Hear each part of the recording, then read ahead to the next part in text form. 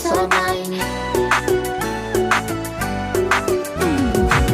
Phai bagi mare song Bishama ko lai nai Phai bagi kisin song Jishuno lo lai nai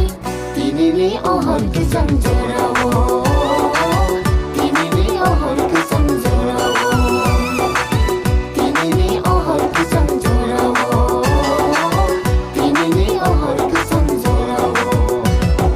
Emmanuel nga chai khai kya sansar mo tamu khai kya Emmanuel nga chai khai kya sansar mo tamu khai kya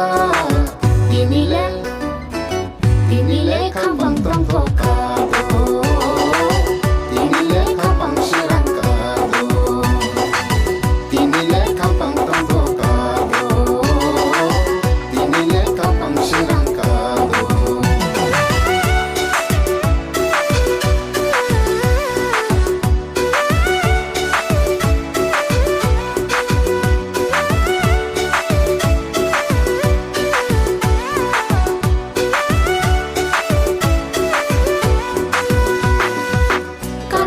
thằng người bố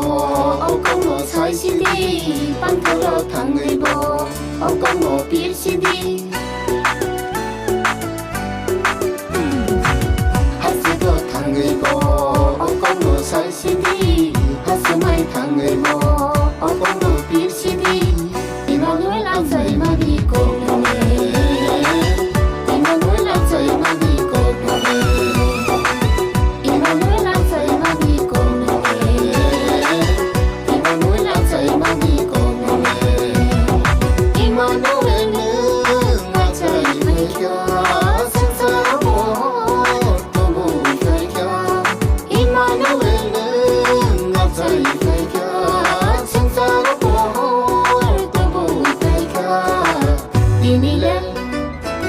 Tinile kambang tong